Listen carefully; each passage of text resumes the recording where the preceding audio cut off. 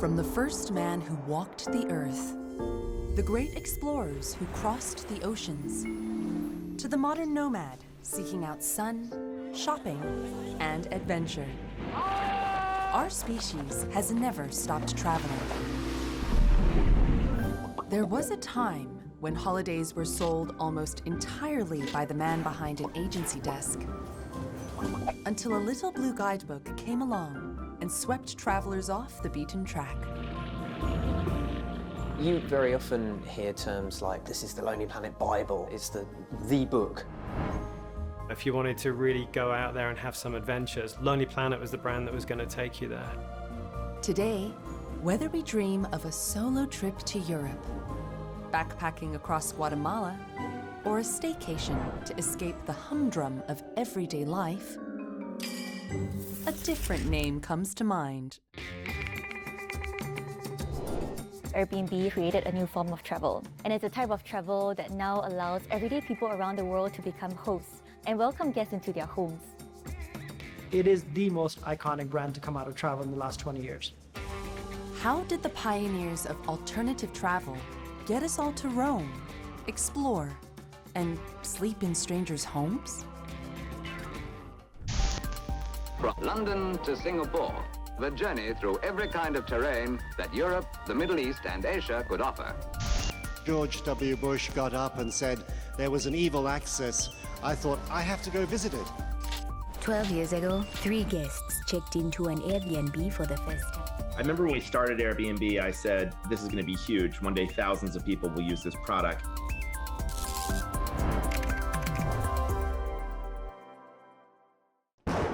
To be precise, travel for pleasure began with the ancient Greeks, who made trips to see the Olympic Games, the Oracle at Delphi, and all the way to the Great Pyramids of Egypt.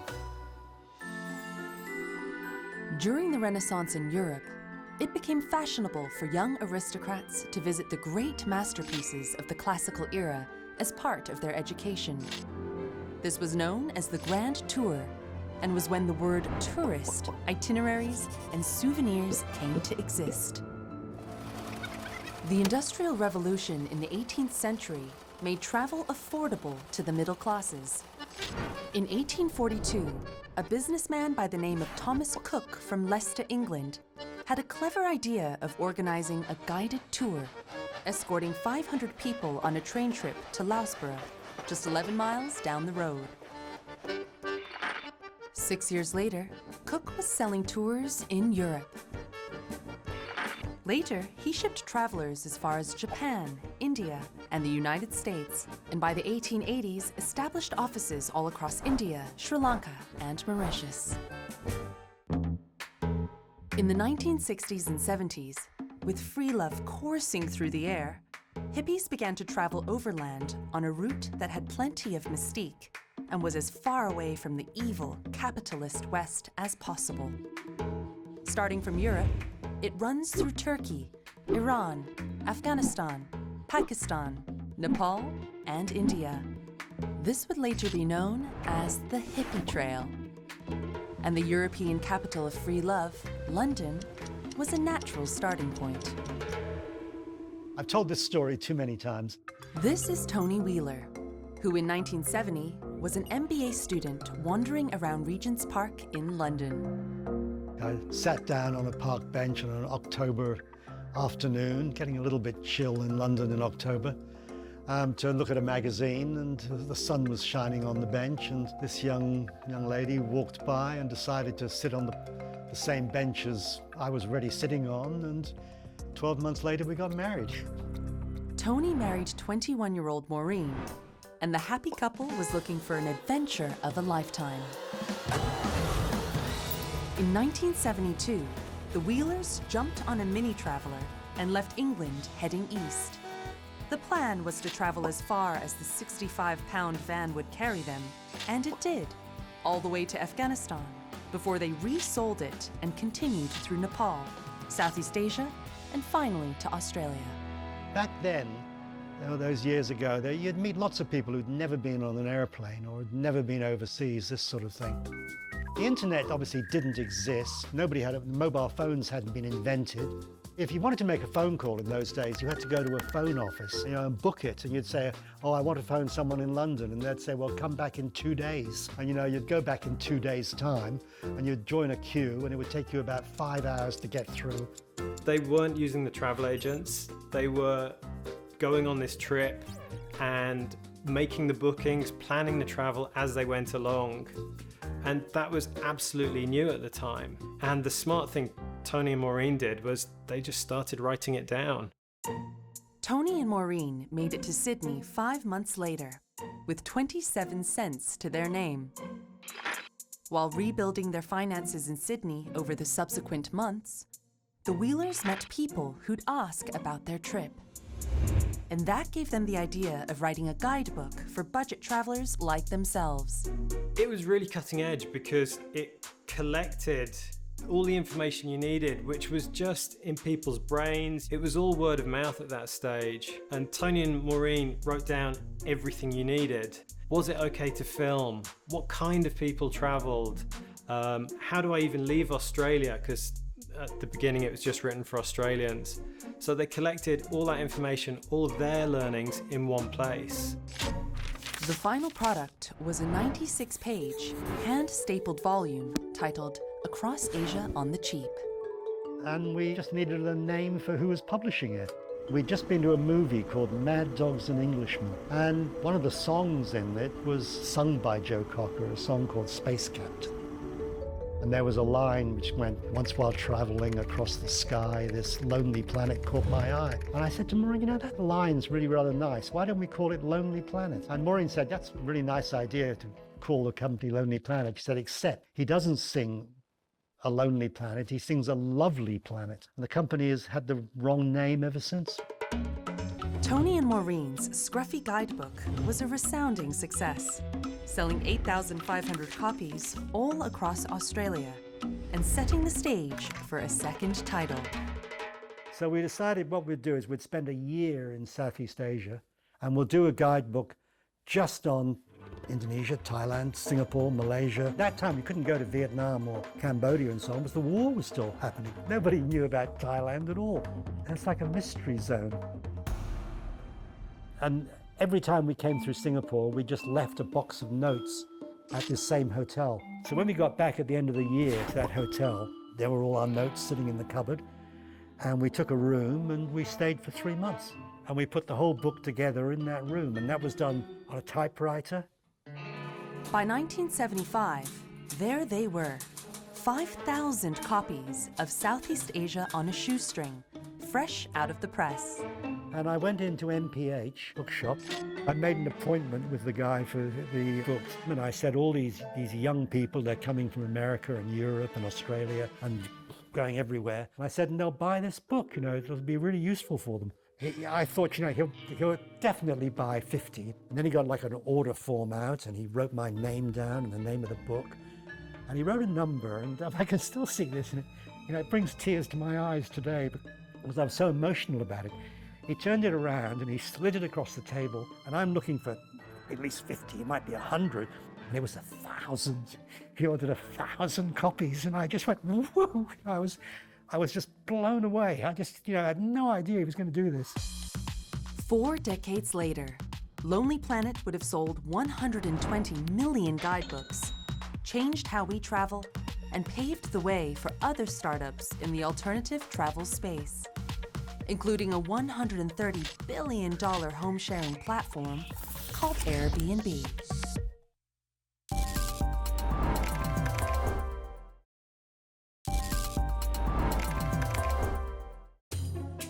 Around 627 CE, a Chinese monk by the name of Xuanzang began a pilgrimage that took him along the Silk Route through what is today's Uzbekistan, Nepal, Bangladesh, and India. Marco Polo, arguably the most famous Western traveler, journeyed the same route in the 13th century.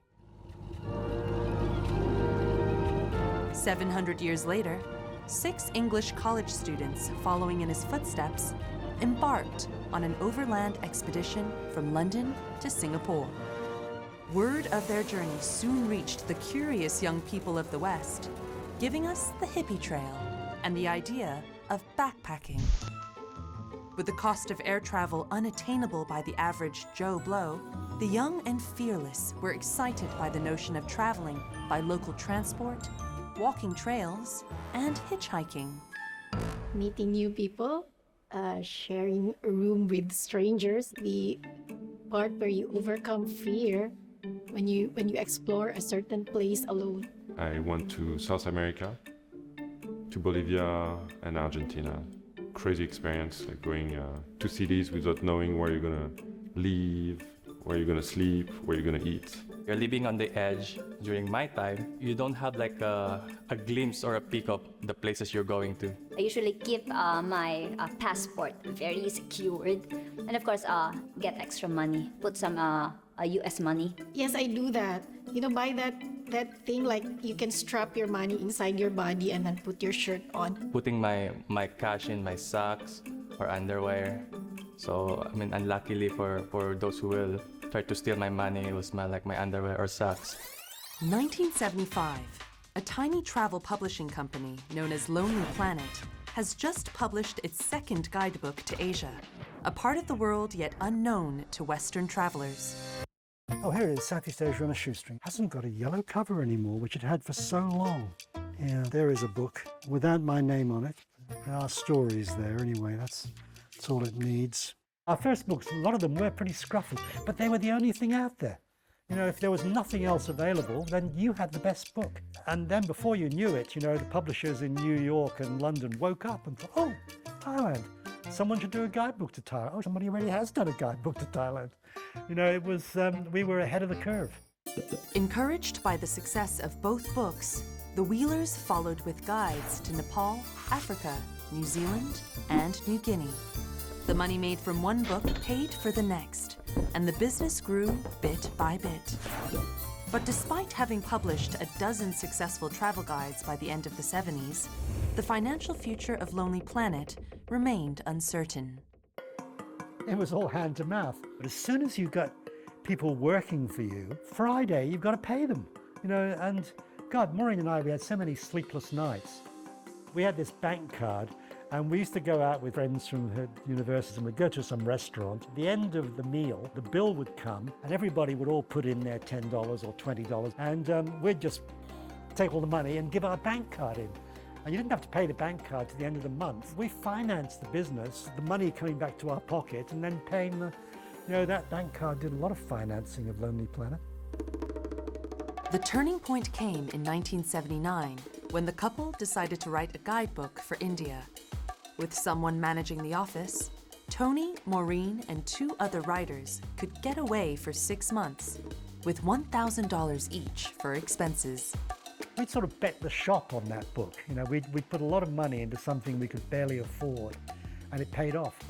The resulting India guidebook was 3 times as big, 3 times as expensive, and sold 3 times as many copies as previous titles. Lonely Planet is one of the many iconic travel guides that came during the 60s and 70s, particularly 70s. Rafat Ali is the founder of the travel industry news website, Skift. Its rise was driven by a few factors. Post-World War II boom that led to a rise of baby boomers that had a lot of money, that had disposable income. The airport bus is already bringing passengers for Flight 801. So one of the other factors that obviously helped a lot is the air travel prices coming down. The deregulation happened in the US and European skies also opened up. So the cost of international travel came down quite a bit. Obviously, the Vietnam War happened that made people aware of their lives outside of their own Western bubbles. Terms like the hippie trail or the gringo trail, gringo being the Spanish word for white people, traveling through these relatively cheap lands for the first time became a real thing.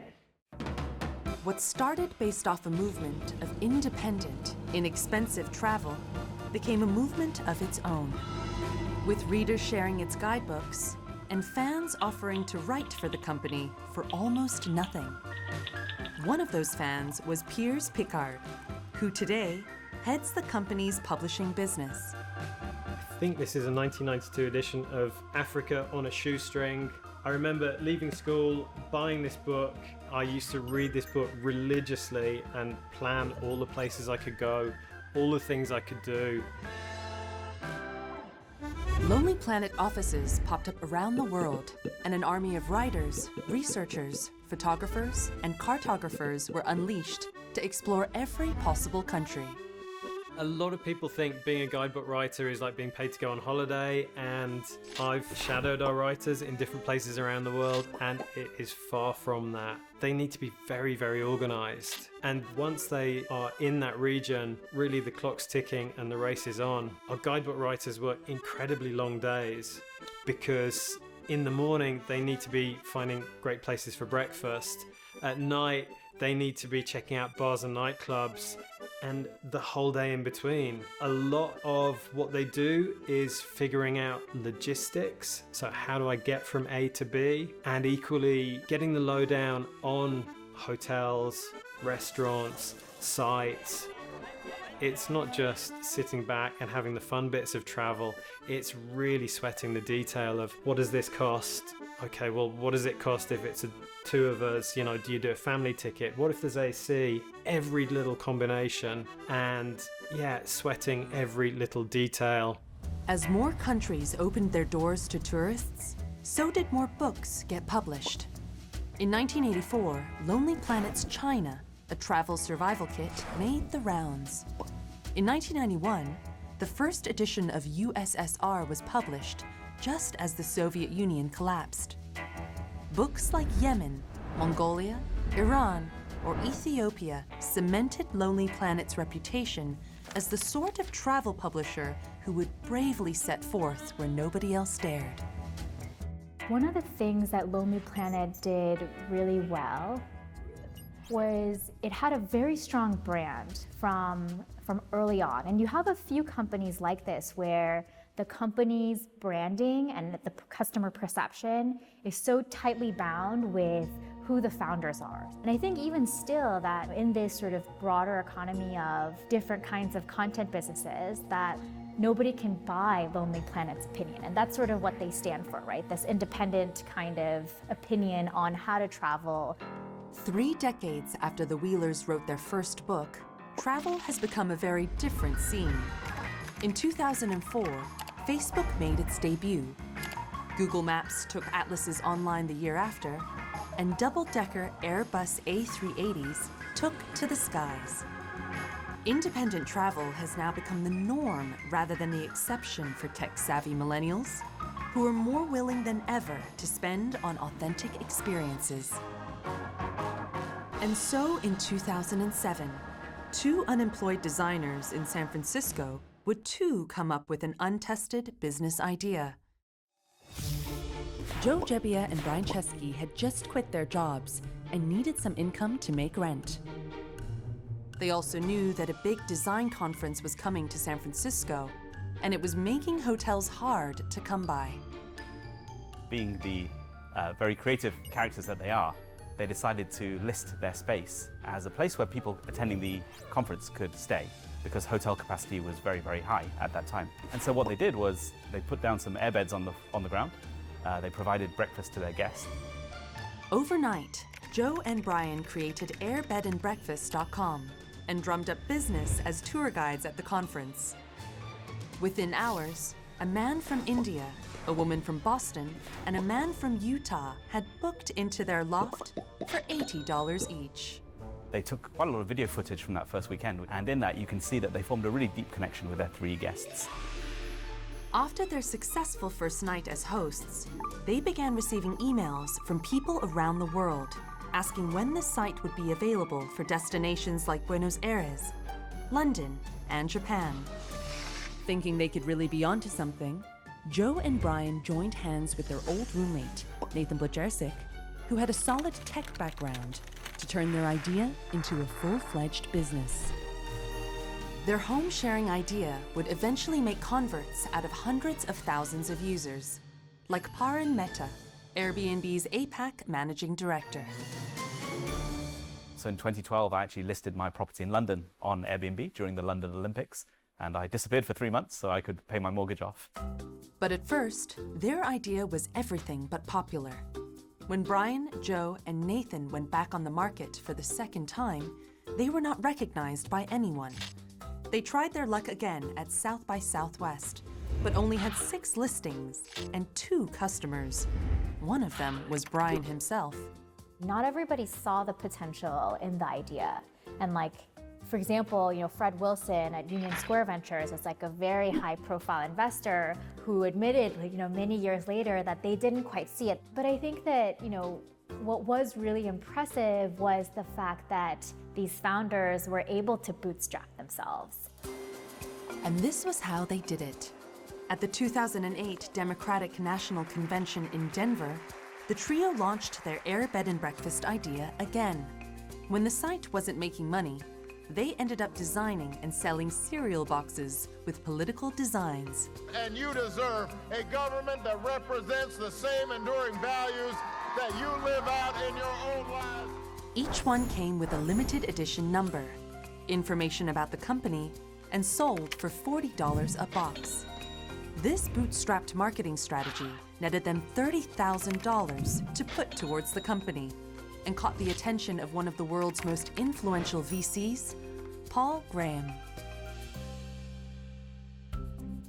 Graham invited Airbnb to join a prestigious startup accelerator known as Y Combinator, which doles out cash and training in exchange for a small slice of the company. When Airbnb first launched, the founders were launching a brand new category, and there obviously wasn't a playbook for them to copy. And so one of the great pieces of advice they got at the beginning from Paul Graham, from Y Combinator, was to do things that don't scale. As it turned out, users weren't doing a great job of presenting their listings. One of the important pain points that the founders found the hosts had was not being able to adequately show what they were offering. And so one of the things the founders decided to do was they went door to door and met all their hosts and offered to take photography of each of the people's homes.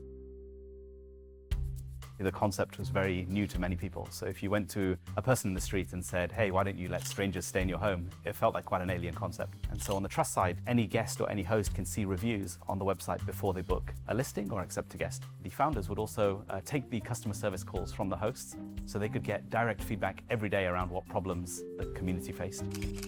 The photography, the reviews, and the personalized customer service led to 2 to 3 times as many bookings on New York listings. Growth followed in Paris, London, Vancouver, and Miami. Vacation rentals has been around for a long time. Initially used to be these antiquated sites that there was a listing, you had to call somebody, you had to probably pay through check, credit card. Couchsurfing, which was a non-profit, it was just a free site, really pioneered people staying in different people's places. Airbnb came in and used a few things. The larger thing is they cleaned up the whole act, if you will. If I really wanted to stay at an awesome house as I was traveling, and I know that there are lots of people who own these great houses that I would love to stay at. Without Airbnb, how would I actually think about staying at those houses? There are a lot of frictions, right? And I think that this is part of the reason that Airbnb was able to really grow. What they were doing is allowing these transactions to happen and taking the friction out of it. One of the reasons Airbnb gained momentum was also down to fortuitous timing. The collapse of Lehman Brothers set off a wave of panic on Wall Street. In 2008, people were hurting from a financial crisis, with job markets crashing just as quickly as the stock and housing market. Desperate to make extra income, people flooded to the platform when they realized that it worked. In March of 2009, the founders decided to change the company's name to Airbnb, dropping the association with the air mattress. Within a month, they got a seed investment by Sequoia Capital of $600,000. What followed was a period of exponential growth. Chesky famously lived exclusively in Airbnbs for a few months in 2010, when their employees crowded out the bedroom space left in their apartment. By 2010, Airbnb had a full-blown photography program. Hosts could automatically schedule a professional photographer to come and photograph their space.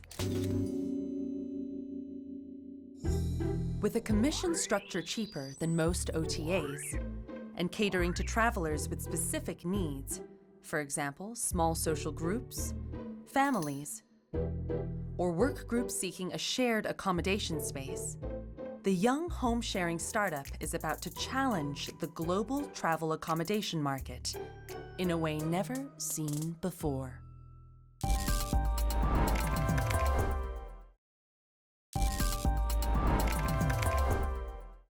The 1990s, the dawn of e-commerce. In 1994, TravelWeb.com launched the first comprehensive catalog of hotel properties around the world. The year after, in a basement in Palo Alto, California, Internet Travel Network oversaw the first airline ticket booking made over the web. In 1996, Microsoft unveiled its attempt at an online travel agency known as Expedia. And a Danish college grad founded the European equivalent of it, that later became Booking.com. That same year, fellow travel enthusiasts suggested Tony and Maureen Wheeler, founders of the guidebook company Lonely Planet, take a laptop computer with them on a trip around the US and post a daily diary on an internet magazine they were about to launch. We did a daily blog, and the word blog hadn't been invented. You know, the word blog didn't come along for another 10 or 15 years. Hewlett-Packard got involved with this as well, and they gave us this little laptop. It's the smallest laptop I'd ever seen. The internet hardly worked. You couldn't send emails very easily. The Wheelers road trip in 1996, I think it had its limitations from a technical perspective, but it was successful enough to make them realise, and I think people within Lonely Planet realise, that investing in online technologies as they were emerging was a sensible thing to do. There's always been a lot of restless energy around Lonely Planet and technology. What can be done? How useful are these things for travellers? And what can we get out to people really quickly? In 1995, the company launched LonelyPlanet.com, one of the earliest consumer-facing travel websites. And soon after, the Thorn Tree Forum, where fellow travellers could meet, share updated information, and buy and sell things. The team that put the first Lonely Planet website together is of a team of really smart people who are driving pretty much the cutting edge of technology, establishing products that they thought could be useful for travellers, getting them out onto the market, trying to make the site as good as it can possibly be, immediately not really in competition with other guidebook publishers, but in competition with other big internet brands.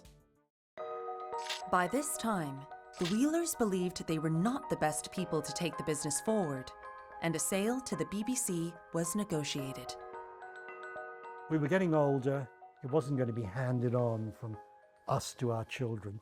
Everything was moving more digital, and if you're not going to be right up at the front edge, you're not going to be anywhere, it seems to me. So we wanted to sell it to somebody who was going to do a good job with it. So the BBC came to us and said, look, why don't we do travel with Lonely Planet? You know, and it sounded great, and we sold it to them, and away you go. The only trouble was the BBC periodically goes through things where the government gets worried about how politicized they are. And so instead of jumping into doing things, they sort of pulled back from doing things. In 2013, ownership changed hands again to the US-based NC2 Media. At the same time, the publishing business was facing a monumental challenge, with experts questioning whether the physical guidebook was becoming a thing of the past. 2005 to 2006 was like the peak of travel guide sales worldwide. What happened was obviously the global financial crisis hit in 2008. People stopped traveling. Internet really came into people's lives. And when people started traveling again after that, Google and other sources became the primary source. So Lonely Planet's digital destiny is not unique in the sense that travel media, all of them pretty much missed the digital leap. The problem with internet is volume matters, consistency matters. You can only make a business if somebody comes to your site multiple times a month. Guess what? Most people travel only once, thrice, if you're lucky 4 times a year. For me to land on a Lonely Planet website 3 to 4 times a year, aggregated across a big pool of people, competing against everybody else on the web, makes it very hard for any of these publishers to make a consistent business. What did catch on the internet at the time was a different iteration on alternative travel. In 2011, 4 years after their first air mattress idea, Brian, Joe, and Nathan's home-sharing digital startup Airbnb was now present in over 89 countries, with 1 million nights booked on the platform. That year, it won an award for the best breakout mobile app in South by Southwest and became a unicorn startup with a valuation of $1 billion. But on June 22nd, just 3 days after this funding, an Airbnb user's home was ransacked.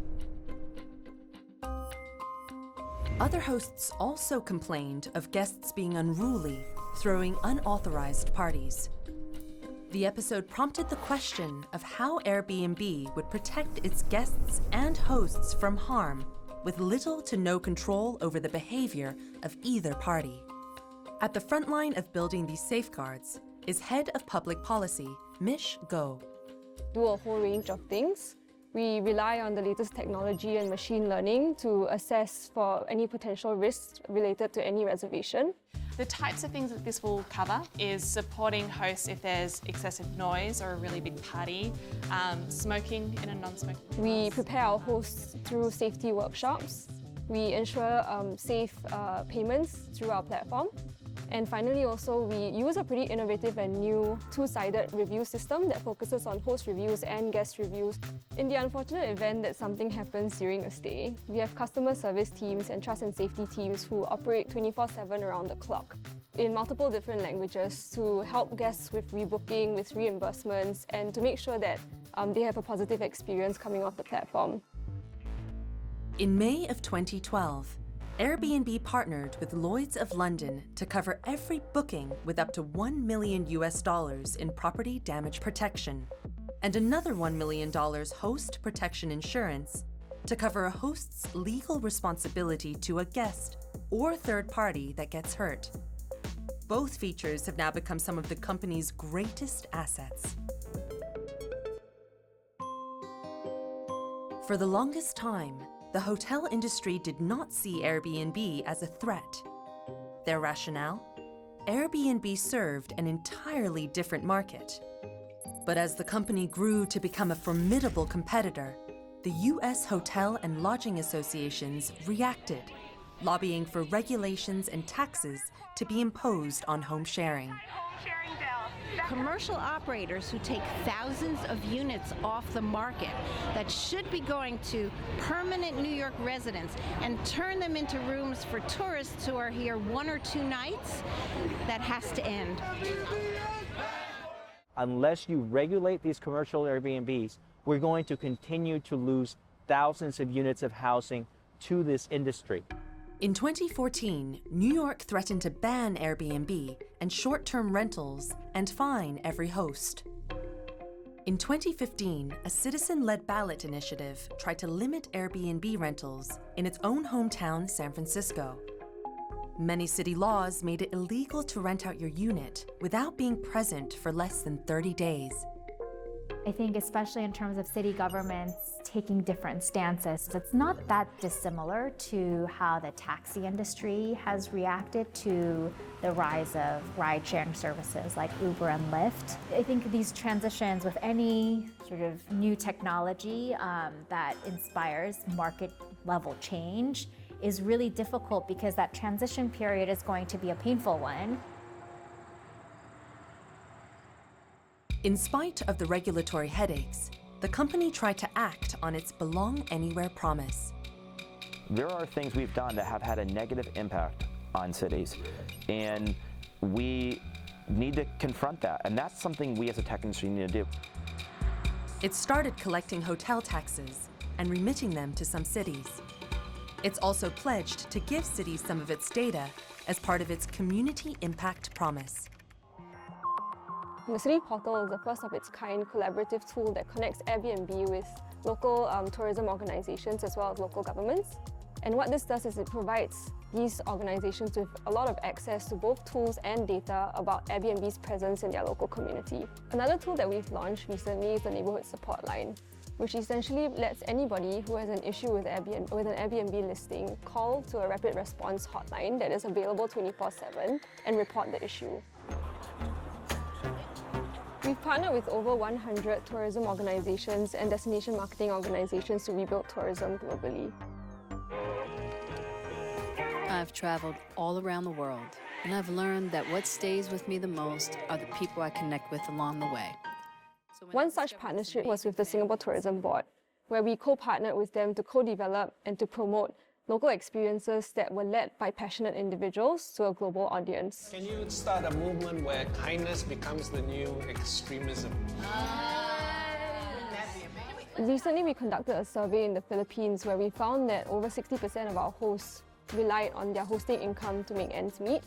And also we found that over 1/3 of our hosts shared local recommendations to restaurants, to local businesses and to local shops with their guests, thereby making sure that the benefits of tourism stayed within local communities. In 2016, Airbnb made up nearly 3% of all traditional hotel demand. Research also revealed that users did not opt to go back to booking hotel rooms after living in an Airbnb once. It also opened European offices in Germany, London, Paris, Barcelona, and Milan, and is looking to the Asia-Pacific market. So in the very early days of Airbnb, regions like APAC and Europe grew almost organically because many US guests were traveling to those regions. But beyond a certain point, we wanted to see what we could do to accelerate growth even further. Beyond that, we've also started to localize the product, and we've also taken care of specific nuances in each country. We know that in many cultures across Asia, the guest is known as God in India, or in Japan there's the concept of omotanashi, which is bringing people into a unique type of hospitality. And so a lot of what we've done across Asia is really try to tap in those historical and cultural nuances around hospitality and trying to make it acceptable for hosts to welcome guests into their home. Today, I'm excited to announce that we are introducing Airbnb Plus.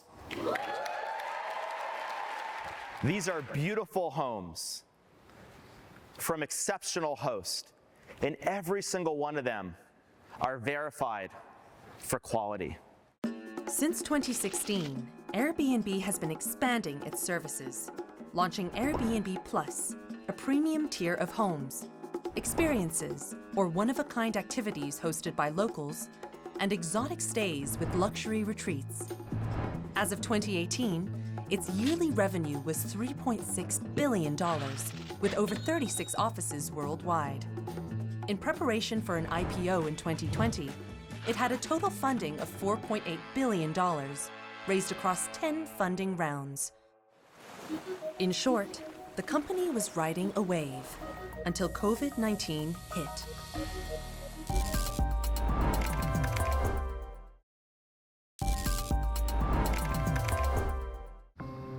In 2020, an unprecedented pandemic grounded travel across the world.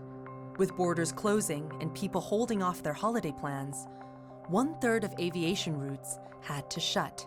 The UN estimates a loss of more than $4 trillion to the global GDP as tourism activity slumps. We could see the effect on revenues exceed 100 billion, around about 19% of global passenger revenues. So this would be a revenue shock equivalent to what was seen in the global financial crisis. So serious situation facing airlines. The pandemic forced the iconic guidebook giant Lonely Planet to further downsize, closing its Melbourne and London offices. 2020 was a really hard year for Lonely Planet. I would say that the business was skirting at surviving. Like so many others in the travel space, when there's no travel, when borders shut down, when people are staying in their homes, you know, the usefulness for a business like Lonely Planet greatly diminishes. In December 2020, at a time when few were investing in travel, US digital firm Red Ventures acquired the brand for an undisclosed amount, putting it under the charge of digital entrepreneur Philip von Boris, co-founder of the global media brand Refinery29. When I first heard about the opportunity that we could potentially acquire Lonely Planet, I think my eyes just lit up. My personal history and affinity for Lonely Planet runs so deep that to imagine myself being in this seat now, reimagining this iconic brand, in this moment of time, it's a dream come true. With new sites like TripAdvisor, Yelp, and Culture Trip all offering travel recommendations, Lonely Planet has fallen behind in the digital game. It would be up to its new leadership to find a way to flourish in tough market conditions of a post-pandemic world. We signed ourselves up for a mission of taking Lonely Planet into the digital age. There's great content. We just have to pull it all together in such a way that it's really easy for you to discover all the right information at your fingertips. Hundreds of guidebooks in your back pocket, ready for you to discover the world with.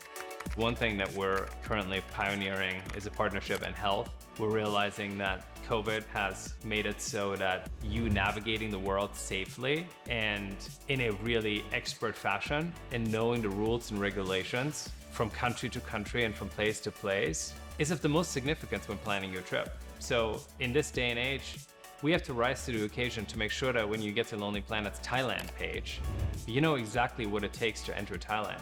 Long term for us in terms of the changing of the business model, we really want to make sure that as you come to Lonely Planet and there's an amazing recommendation for you to book an experience or stay at a hotel, that is also seamless. That there is an easy transition from you seeing something that we recommend that you can trust, with you also being able to book that on the platform. That to us is probably the big part of the long-term vision here. Although social media and the wisdom of the masses have become the prime source for many people's travel information needs, the new Lonely Planet team believes there's still a huge market for trusted guidance and expert advice. There's an amazing amount of information on the internet, but the value of someone going somewhere, doing something, having those experiences, and then telling you about it in a friendly voice, that can't be replaced. And that is what we've been doing since 1973. We've been the traveler who's been there before you, who's experienced it, who's asked all the right questions, met the right people, and they're going to give you that very personal advice. And if you follow their advice, you're going to have surprises. Your trip's going to go in strange directions you weren't expecting.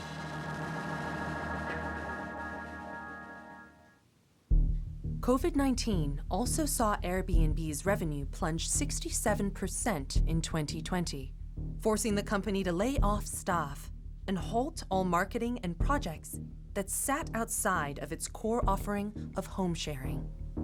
When COVID hit in 2020, things came to a very abrupt and crashing halt. Overnight, people weren't able to travel. Right now, when we look at the travel industry, it's pretty much been the lowest in over 30 years in terms of international arrivals. So as a company, we've also needed to take a step back and ask ourselves a couple of questions. So firstly, especially in terms of thought leadership and owning travel, what does this actually mean looking forward? And also in terms of travel, what do we actually see this looking like in the next few years and beyond? And thirdly, as a company who wants to lead this narrative, how can we not only stay ahead of the curve, but actually lead this curve? As the promise of a vaccine became reality and the world reopens, Airbnb seemed to have pulled back from the brink. It announced several key initiatives and policies, including $250 million to help hosts impacted by COVID-related cancellations, and a $10 million fund to help hosts pay their mortgages. On the 9th of December 2020, against all odds, Airbnb raised $3.7 billion in its public offering, making it the largest US IPO of the year. To our investors, thank you for believing in us, even when it wasn't always the obvious thing to do. And so now it makes sense that we take Airbnb public so we can share Airbnb with more of the world. And you've been saying, I think, from the start of this pandemic, the travel industry is completely changing. And now you're saying it's in for a revolution. So this revolution really is about flexibility. Suddenly, you can live anywhere, you can work anywhere. We actually managed a crisis, had to rebuild the company from the ground up on Zoom, and went public on Zoom. So you can do everything remotely. As millions switch to remote work and people looking to stay away from larger hotels, Airbnb is also positioning itself to capture travel in the post-COVID world, with long-term rentals in remote beach towns and mountain villages. One of the other big insights we've noticed during COVID is that guests really value being flexible and not being tethered to one location. And so we're doing a couple of things on that to really meet all the guest needs. One of those is the idea of flexible search. So you can go to Airbnb without a location in mind. Und wohin fliegen wir jetzt dann? So I think for us, meaningful travel means kind of detouring away from mass travel. It's really about exploring hidden gems, speaking to your local hosts and local communities to really experience the world in a different way when you travel.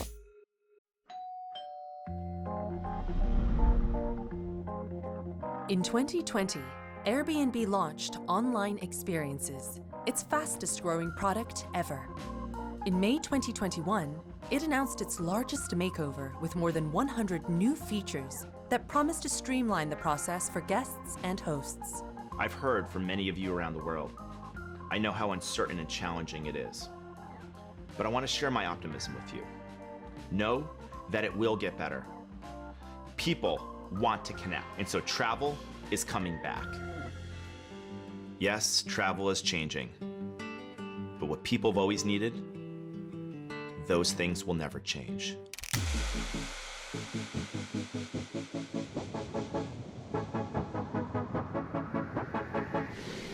A global pandemic the scale of COVID-19 is a once-in-a-generation test for entrepreneurs. But great entrepreneurs don't just thrive in good times. They learn, adapt, and come back fighting in bad ones too.